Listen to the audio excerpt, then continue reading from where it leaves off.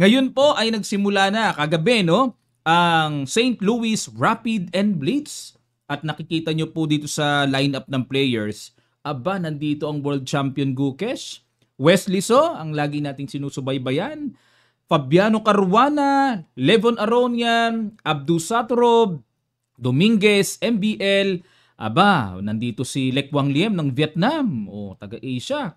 Shankland ng US and Gregory Oparin. Yan po ang lineup mga kamatsas. Malakasan po yan. At ang alam ko, 5 days ito eh. 11 to 15. Ayan, matatapos ng August 15. At ang format, ito po ang kanilang rapid single round robin, time control, 25 minutes plus 10. O yan, 2 points for a win, 1 point for a draw. Pag sa rapid. Pero pag sa blitz, double round robin naman. Time control ay 5 minutes plus 2 seconds increment, 1 point for a win and 0.5 for a draw. Ayan, may diferensya eh. Ayan, 3 days ang rapid at 2 days naman ang blitz. At ito po ang kanilang tumataginting na papremyo. $40,000, mahigit 2 milyong piso sa atin yan. Yung champion, ano? Ayan, no? 30, 25, 20, 15, 11, 10, 9, 8, 7, 5. Big time po ang tournament na to, mga kamatsas. Ayan, at meron pang mga ganito-ganito. GCT points kung tawagin. Location po nila ay ang Magandang Chess Club sa US, sa Missouri, United States. Ayan, ang ganda. Sana magkaroon din ng ganyan ng kamatyas. Yung may sariling pwesto, maganda yung ambience ng chess. No? Ayan, at bago tayo magsimula mga kamatsas, ay sagutan muna natin yung puzzle na iniwan natin kahapon po mga kamatsas. Ayan, hindi ito eh. Ito yung puzzle na iniwan natin kahapon, kung di ako nagkakamali. Ayan, so ano po kaya dito ang brilliant move na gagawin ng puti? O, check, check. Naku, ngayon pa lang ako magsosolve. Pasensya na po mga kamatsas ha. Pag chumek dito, ayun. Medyo gets ko na, no? Check, check, check. Okay. Check muna tayo doon. Check. Ayan. Pag pumunta dyan, parang gusto ko mag-sacrifice dito, capture, sabay check dito. Pag gumanon, check dito. Pag gumanon, may bishop. O, yan eh, on the spot pa lang mga kamatsas. Ewan ko lang kung tama. Sana tama. Sana Check. tama. Ayan, gusto ko sana dito kaso pag nag-king F6, bishop C3, matatakpan eh. Kaya dito tayo. Check. Ayun, sakto ang ating kalkulasyon. Okay, congrats po sa mga nakakita ng tamang sagot mga kamatsas. Congrats! And ito naman po ang ating isosolve for today's video. Ayan, so it's black to play. Nako, nakalimutan ko na kung ito'y nabigay ko na ba, parang familiar sa akin ito. Kung nabigay ko na ba to o hindi pa. O ganun pa man mga kamatsas, solve nyo po ito, comment down below, lagay nyo na lang puzzle 1 at isingit na natin yung, hanggang dito pa lang pala. O, hanggang dito pa lang pala, kala ko may pang August 12 na, since August 12 na sa atin. O hanggang dito pa lang pala. O hindi pa nasosolve ito mga kamatsas. O ayan po, paki-ano na lang ito, paki-solve na lang, black to play, and then comment nyo lang po sa section below. Ha? Okay, dito tayo ngayon sa laro ni Wesley. Nagkapisakan dito mga kamatsas. Yung 2 games niya kasi tabla. Ito nagkapisakan. Maaring siya ang napisak o siya ang namisak. Mamaya yung laro naman ni World Champion Gukesh. Nag-E4 si Wesley at nag-C5 si Cillian. Knight F3, E6, nag-D3 lang. Aba, naalala ko nung kabataan ni Wesley, nung batang-bata pa talaga siya. Ayan, D3 na siya.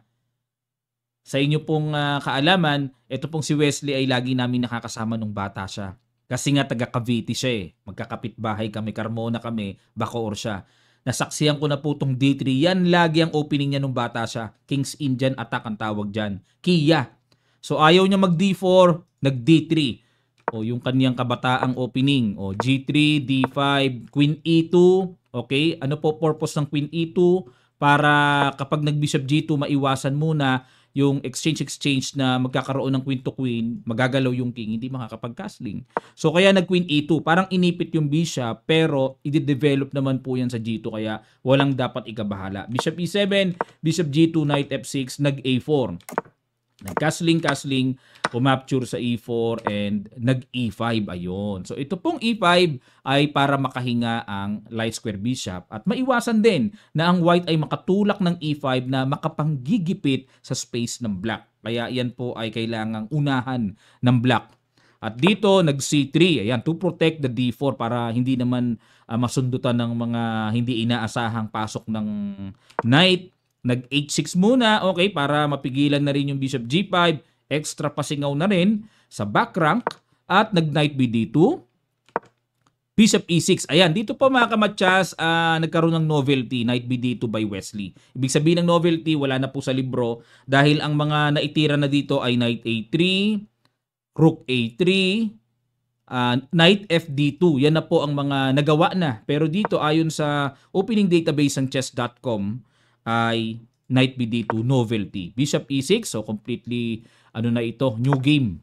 Knight C4, okay, very natural naman, typical naman yan para atakihin yung pawn E5 at nag-Queen C7. Ayan, mga kamatsas, sa mga nanonood po ngayon na hindi pa tournament player and masabi natin beginners, hindi basta-basta pinagpapalit ang bishop para lang capturein ang knight nang walang kapalit.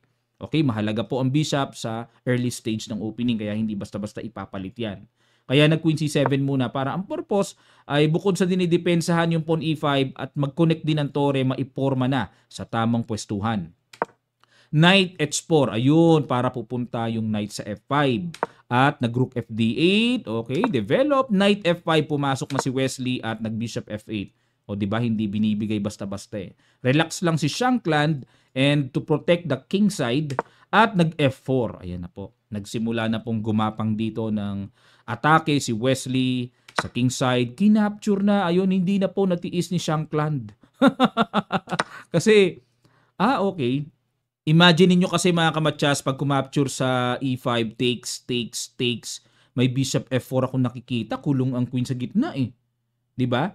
O dahil sa pagkairita ay talagang kinapture na yung knight. Capture, knight A5, inatake ang reyna, umatras lang, pumasok. At dito mga kamatsas, talagang merong kahanga-hangang ginawa dito si Wesley.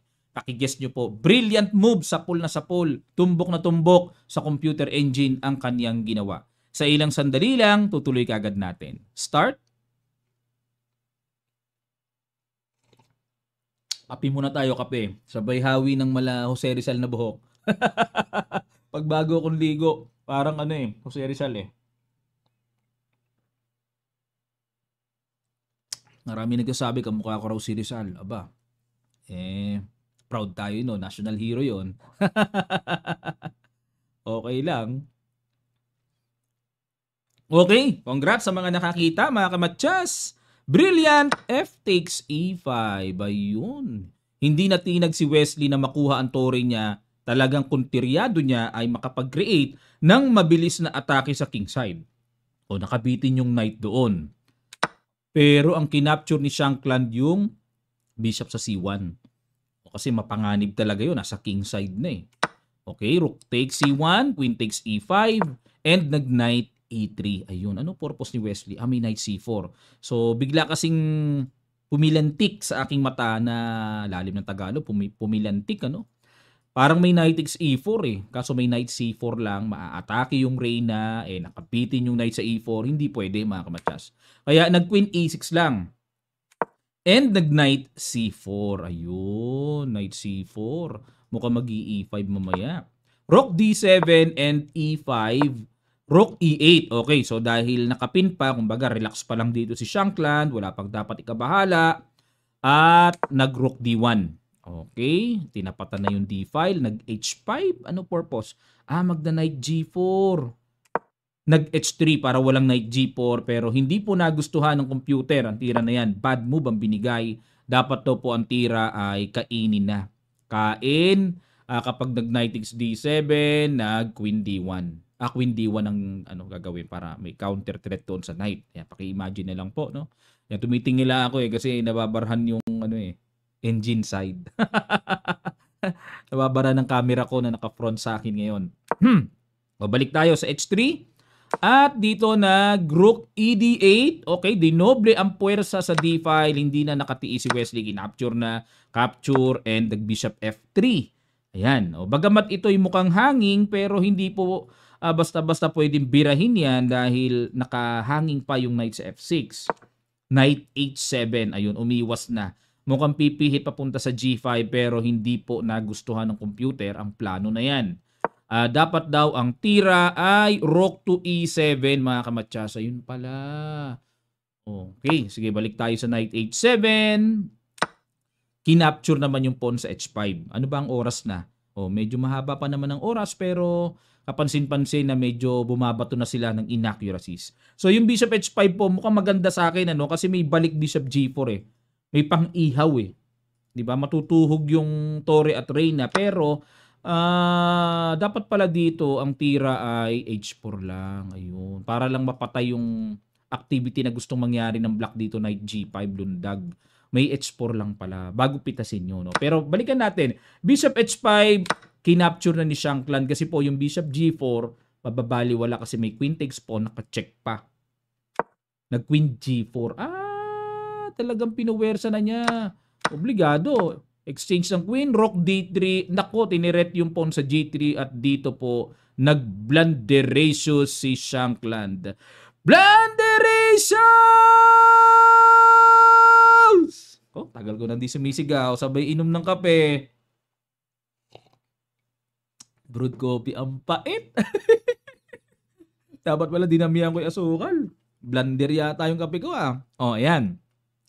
Dapat daw kasi ang tira dito mga kamatsas ay Rook D8 lamang. Dahil pagka Rook D3, ano kaya ang brilliant dito or good move na ginawa ni Wesley? Pakiguess nyo po uli. Sa ilang sandali lang, tutuloy kagad natin. Start.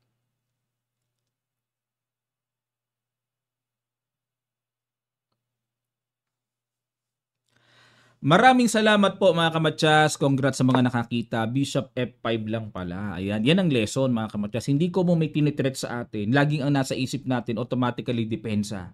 Depensa. Salo. Hindi.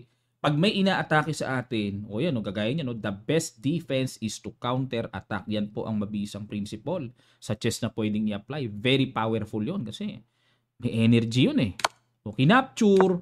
Pero nakita ni Wesley, saan nga ba pupunta yung Torre? So hindi na pwedeng bumalik dyan. Rook G5, only square, no? Na safe. Kinapture, capture, and may Rook takes F7. Na dito, naka-threat pa. May tempo threat pa.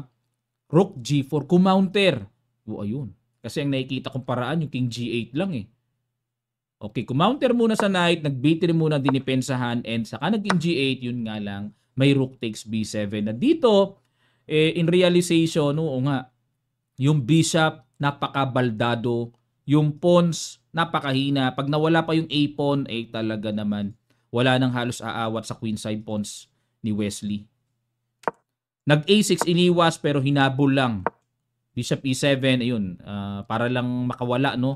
Kinapture. Yan na nga po. So, lumalabas dito ay 2 pawns up, maliwanag si Wesley at wala man lang kagulo-gulo na po pwedeng magawa dito ng black.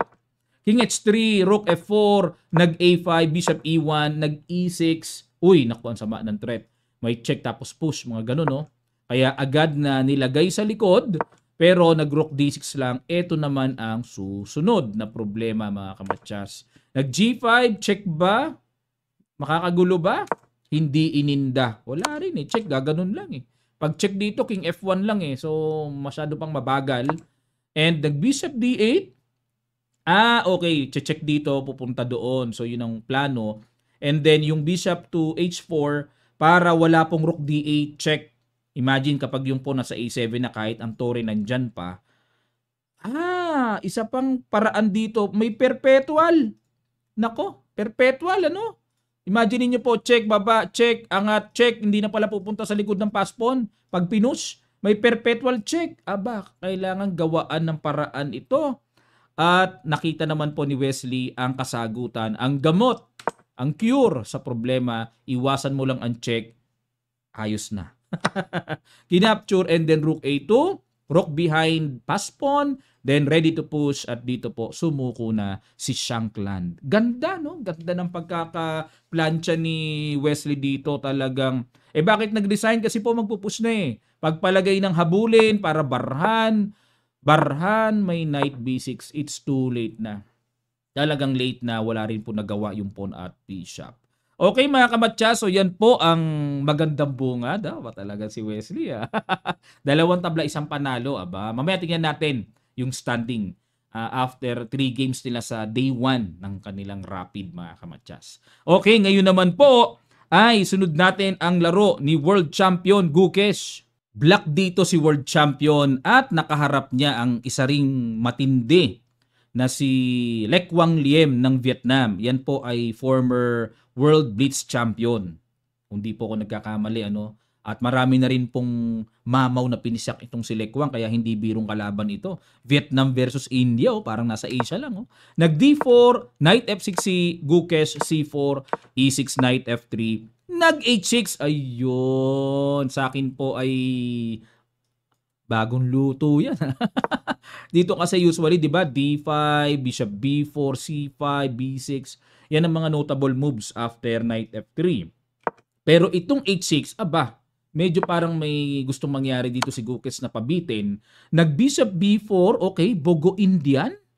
Defense ang ginamit, Bishop D2, and then bumabalik doon. Ayan, sa mga napapatanong, bakit parang nagpatempo lang ang black? Pagka-check harang, then babalik lang. Kasi po mga kamatchas, ito pong bishop ay hindi kinakailangan sa D-file. Nakakapagpa-istorbo yan sa D-file eh. Usually po kasi ang bishop sa B2 dapat yan kung i-develop or bishop F4 or kung pwede bishop G5 kaso di na pwede, may H6. Ayan, kapag yung bishop nasa D2, mararamdaman po sa middle game ang diferensya nito. Yun po ang paliwanag na malalim niyan mga kamatchas. Kaya bumabalik lang doon. Kumbaga parang pinapangit lang ang puti na nakatira ng bishop D2, nakakapagpabara sa puwersa ng D-file. Ayan. Maramdaman po yan sa middle game eh. Nag D5, okay. At nag-castling lang. So very natural gambit ng white. Pinapalibre pero madali naman bawiin. Queen A4 check, bawi ka agad. Castling, hindi pinansin. And then Queen C2. Ayan, para depensahan na. Kahawig na rin po siya ng Catalan actually.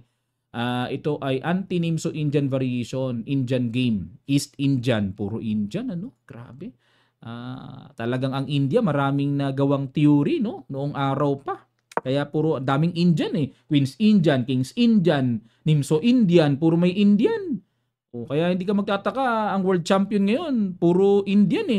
World Olympiad champion, individual champion si Gukesh, World Women's World Cup champion si Divya. Pinakyaw na ng India. Nag C6. Para pagtibayin lang po yung pawn D5 and then nag-rook D1. Ayan. Bookline pa rin ito. Ang idea ng rook D1 ay paghahanda na kung magkabukasan sa sentro ay ready na ang white. Malalim kasi yan. Malalim ang kanilang tanawan. Yung mga natatanaw nila sa middle game, malayo eh. Kaya malayo pa lang, kinakasa na eh. Knight BD7, develop. And nag-bishop F4. Ayun. Okay. So nag-improve na yung bishop pero gumastos ng isang tempo. 'Di ba? Bishop D2, bishop F4, isang tempo pa rin 'yan eh. A5. Ayan. A5. Mukhang kakain ng space sa queen side. Yan po yung mga teknika na A3. Ha? Ini-A4 lang yun. Bakit gano'n? Ba't nagpa-weak dito si Lek Wang? Parang kung ako puti, hindi ko ginagawa yan. Pwede pala yan? Knight C3, okay, parang winelcome ni Lek Wang eh. Sige, mag-A4 ka nga. Knight C3, atakihin ko yung overextended pawn. Kainin ko talaga yan. Parang gano'n ang nasa isip ni Lek Wang eh, Nag-Queen A5, ayon, and then para depensahan, sapatan ng depensa, and nag-Knight E5. Ayan. Bagamat ito po ay bookline at para sa akin, to improve the Knight, para lumakas, pero ayaw ng computer engine. Ano gusto ng computer dito? E4 na kagad. Okay, direct to the point. Diretso na kagad ang plano. Usually po kasi pag naka-Knight C3, naka-Queen C2, at hindi naman sapat ang control ng black sa E4, ini-E4 na yan to get more space, center control, ayun. Saka dito mga kamatsas, kaunting tip lang po, kaunting idea lang na ma-share ko. Pagka ganito kasi, ang problema ng black mainly ay yung development ng light square bishop. Alam na mga master po yan mga kamatsas. So saan i-develop ang light square bishop? Yan ang malaking tanong dito. So, kailangan hanapan ni Gukes ito ng mainam na developments. Okay. Knight E5 balik tayo.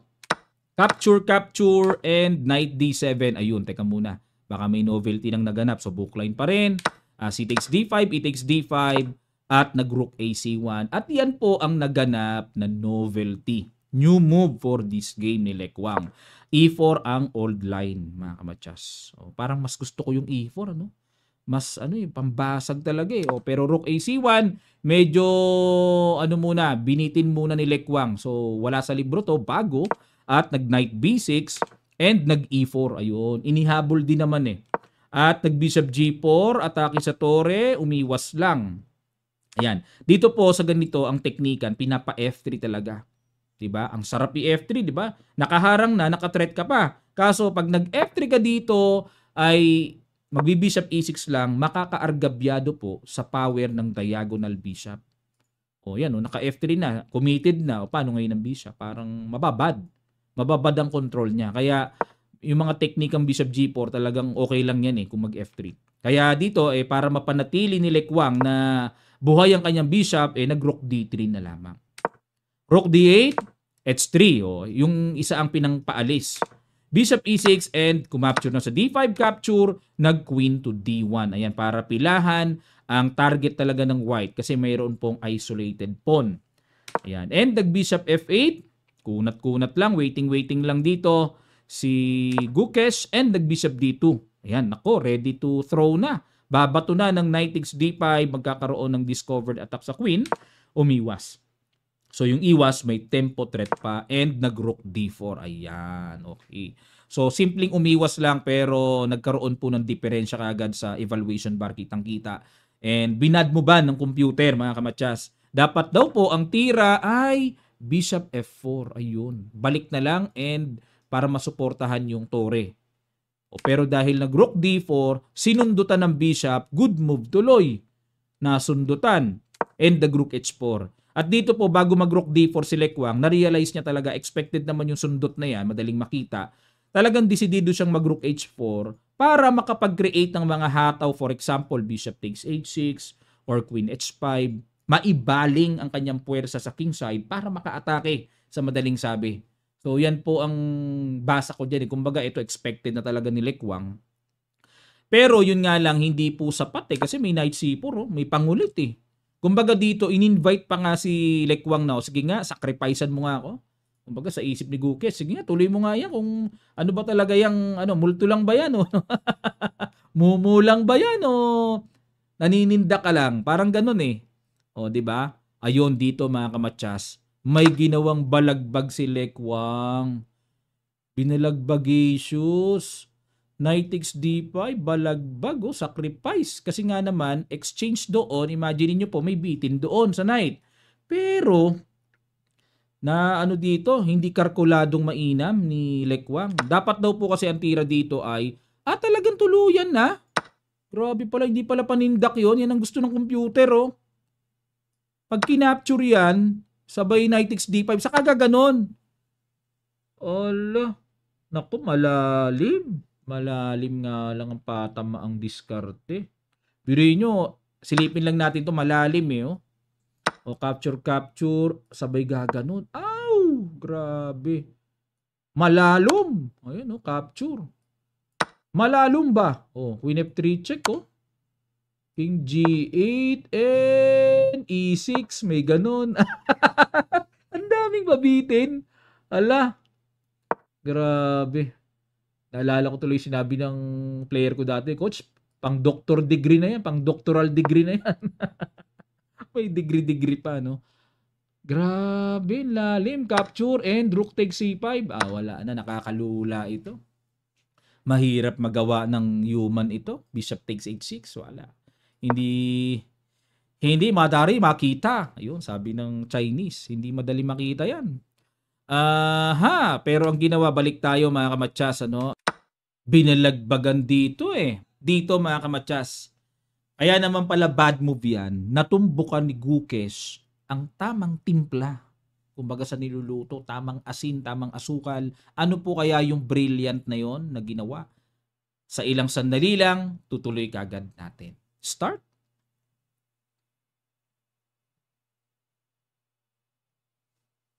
Kape ulit, kape.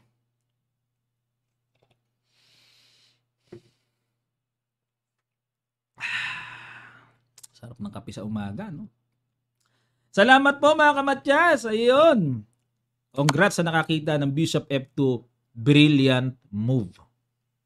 Grabe, parang hindi na long game to ha, pero parang long game na pinag-isipan ng malalim at matagal eh, no? Capture, sabay knight xb2, threat ang queen, may knight d3 check. Ah, lalim. Malalim talaga. Knight e7 check. Grabe palita, nakakatuwa naman. Gumanon, knight d3 checking g1 and ayun. Ayun, dun sumablay si Gukesh. Hindi pwedeng capturein yung knight sa e7. Dapat daw ang tira ay knight c1 mga kamatsas. Ganun pala. Knight rook lang pala ang tamang tira. Okay, capture and rook b1. So threat yung b7. Nakaiwas kasi. Pero ano na rin? Malaki na rin ang lamang ng black talaga. Nag-bishop b3 para walang ganon. So parang lumalabas may tempo pero binad mo ba na naman ng computer? Dahil na rin po sa siguro maikling oras, pressure na rin sa time. Ito po ay face to face po ito mga kamatsas ha. Baka isipin nyo online, face to face po ito sa St. Louis ginaganap. Okay, so bishop b3. Dapat daw ang tira is queen a7 check. Ayun. Alright, and king h2 at may rook ac8. Yun ang tamang dapat gawin. So threat lang sa reyna pag rook ac8. Pero nag bishop b3, bishop b4 check. Teka muna. Queen c7 daw talaga dapat ang tira. King f8 and then queen takes b7. Okay. So bishop b4 checking e8 and queen c7. Ayun na, threatening matchas. At nag-rook d7, queen c3, queen b6 check. Okay. Na bad move uli si Gukesh. Sunod-sunod. Halos naka-equalize na uli, naka-recover si Lekwang. Dapat daw ang tira is knight takes b4 mga kamatsas. Tapos, and then e6 mga ganon. Ayun. So, queen, b6 checking h2, and knight takes b4, rook takes b4. Okay, dito naman daw ang tamang tira e6. Grabe, lalim. Para may ganon, mga ganong gulo-gulo, no? Okay, rook takes b4, queen c7, queen to queen hamon, and the queen a3 umiwas. Umiwas ng queen to queen. Pero dapat daw ay rook 1 takes b3. Pinapaganon na, a takes b3, then queen takes b3. Ay, pa-quality down. Naku, mahirap magawa iyon. Pero yun talaga dapat ang gawin para magkaroon ng... Kasi yung king kasi ni Gukesh nasa gitna. Wala nga palang kaslingan ano. Hanggang ngayon walang kaslingan. Nag-queen e3, queen c2, and rook c1, queen d2, hamon queen to queen, queen c5. Talagang mailap. Mailap ang reyna ni Lekwang. Ayaw niya makipag-queen to queen kasi pagka na-endgame, maginhawa na sa black eh. So gustong guluhin ni Lekwang hanggat maaari may queen at nag-rook c3. Ayun, rook c3. Ano plano? Yun ang questionable. Ano plano? Magaganon? Yun lang. Okay. Dapat daw po ang tira ay e6 pa rin. Grabe talaga yung e6. Pag kinapture then rook c2. Sino makakaisip na ibigay yan ng walang kapalit?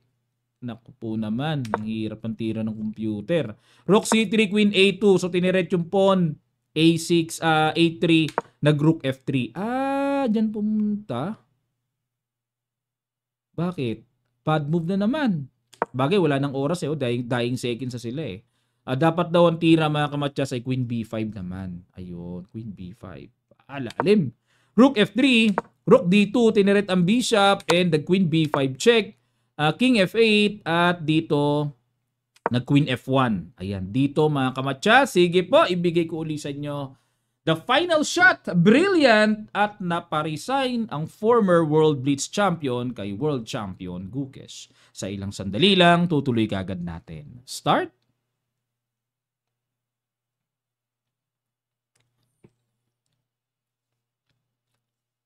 Hawi muna tayo, hawi. Okay, maraming salamat po mga kamatsas. Congrats po sa nakakita ng brilliant sacrifice, queen takes bishop, and nag-resign na po. Bakit? Pag kinapture po ay may rook d2, talbos ang reyna.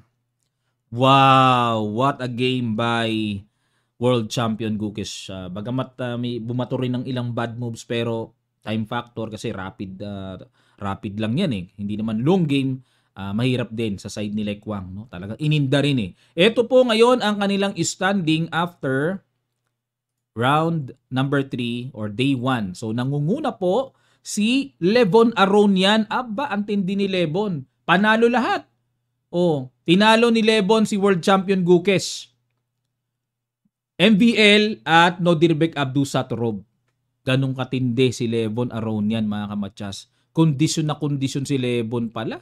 Talagang napansin nyo, mula nung sa Fisher Random, mula nung sa, anong tawag nilang, may ibang freestyle, no? Nag-champion si Aronian ng napakalaking premyo. Tapos, yung sumunod, yung esports, maganda pa rin ang standing niya ron, bagamat nag-champion dun ay si Magnus. Tapos, ngayon naman, grabe talaga tong si Levon Aronian. Ano nangyari dito? Anong sikretong training ang ginawa niya at humarurot ng talagang comeback talaga? Ayan po. So, 3 tinalo eh. World Champion Gukes, MBL, Nodirbek Abdusatorov. Medyo matagal na po kasi ang ating video, mga kamatsas, kaya di ko na maisigit yung laban ni Levon. Ayan, pero at least, ayan po, malaman nyo yung standing. Alright. At ito naman po yung mga maglalaban ngayon. Kitang-kita mamaya sa round number 4.